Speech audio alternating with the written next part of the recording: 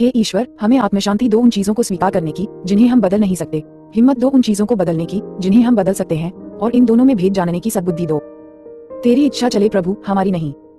सिर्फ आज के दिन, फरवरी 9, आत्म स्वीकृति। जब हम स्वयं को स्वीकारते हैं, तब पहली बार हम अपने जीवन में दूसरों को बिना शर्त स्वीकारते हैं। IP नंबर 19, आत्म स्वीकृति। अपनी सबसे शुरू की यादों के आधार पर हम में से बहुत से यही महसूस करते थे कि हम किसी से भी संबद्ध थे ही नहीं। सभा कितनी ही बड़ी क्यों न हो, हम अपने को हमेशा भीड़ से एकदम कटा सा अलग थलग महसूस करते थे। ऐसी सभाओं में फिट होने के लिए हमें बड़ी मुसीबत का सामना करना पड़ता था। अपने अंदर में कहीं बहुत गहरे हम यही सोचकर सिहर उठते थे कि वाकई अगर दूसरे लोग हमारे बारे में कुछ भी जान गए तो वे हमें तुरंत ही अस्वीकार कर देंगे। शायद हमारी इसी स्व केंद्रित प्रवृत्ति में हमारा एडिक्शन पनपना शुरू हो गया था।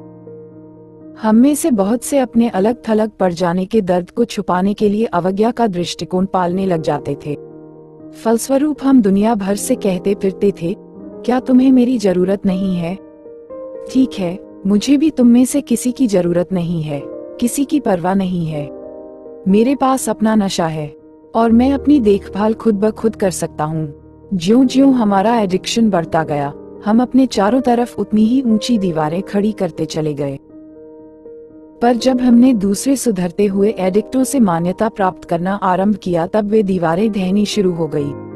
दूसरों से इस प्रकार स्वीकृति मिलने पर हमने भी आत्म स्वीकृति के महत्वपूर्ण सिद्धांत को जानना और समझना शुरू कर दिया, और इस तरह हम अपने स्वयं को स्वीकारना सीखने लगे तो हम ठुकराने के भय से मुक्त होकर दूसरों को अपनी जिंदगी में आने देते हैं।